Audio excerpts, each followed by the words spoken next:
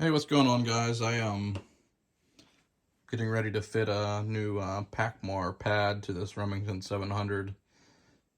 If you can see here, this old one starting to deteriorate, get all sticky. No good. You'll find these sticking in the bottom of your safes. I don't know what it is about them. It's just something in the rubber over time starts to deteriorate, and you got to replace it. So I thought I'd do a quick video on how I fit a pad, or at least how I set it up to fit.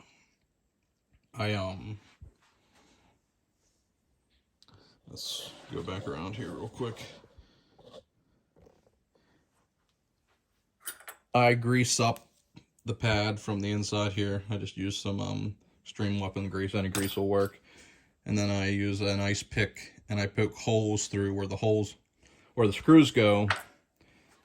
So the screws have a pilot to go through, and then I grease them up and I push them through, and then it doesn't really tear the rubber. You can't really even see where they are at. For instance, one's right here, but they seal back up and you can't really tell. So I have the pad on there, obviously, and then I take this ice pick that I have sharpened more than normal, and let me flip back around here real quick, and then I take it and I scribe a line the whole way around where the pad fits. I already did it, by the way. This video was an afterthought. So then we're going to take the pad back off.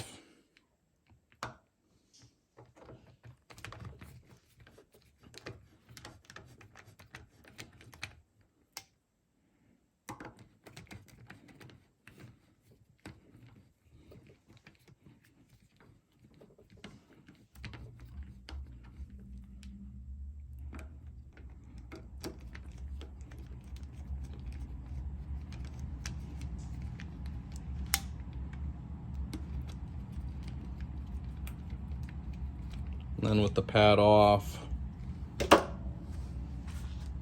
you can see here, I'll try to get it to focus, you can see the scribed line the whole way around. So I'm going to pop these screws back up out.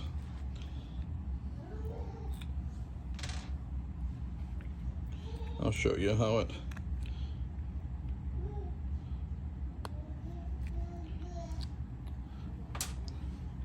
And then they seal back up relatively good. It's very hard to tell where they are, which is what you want. There's nothing I hate more than a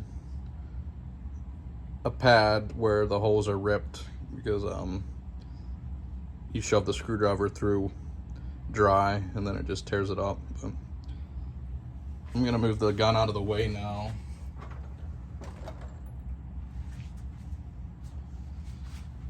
And then let's go over to the bench here real quick. Bench is a mess like always. Now I'm gonna take, this is the file chalk that Brownell sells. I'll put a link in the description for it, but I mean, nothing special about it. It's chalk. It's sold to keep your file from filling up too much, but it'll work for this as well. I take chalk dust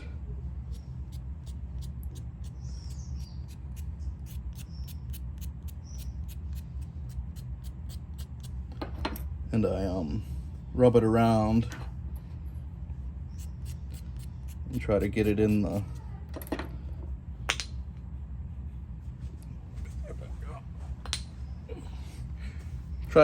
scribed line, like so.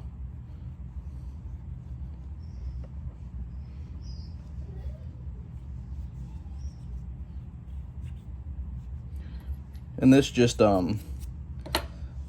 enables you to see it better. So if you can see here, it's pretty clear where your line's at. And what I'll do next is, this pad doesn't have a whole lot, maybe down here towards the bottom. I'll take it to the bandsaw and trim off the excess before I take it to the disc grinder, sander. And then I just put it on the flat. I'll do it this way so I can see my line, and then I'll just say this is your grinder, and then you just run it up right until when you have like the perfect fit, you'll just see this chalk line start to disappear. So, and it's almost a perfect fit. After I do that, I'll bolt it back on, mask the stock off a little bit, and then sand it to fit the rest of the way. But usually this method, you have little to no sanding once the pad's back on the stock. I'll put a link in the description for this Pachmayr Decelerator, as well as the chalk and some of the other stuff that I used in this video. What was I gonna say? Lost track. Oh, I know. This is a medium pad. It was more than big enough for a Remington 700 factory stock. You have to watch with the Pachmayrs because it has metal inside, so if you get a pad that's too big and you grind it down to size, you can potentially grind through and then it just looks ugly. So for reference, if you're looking to do this on a Remington 700 factory stock, a medium pad will work just fine.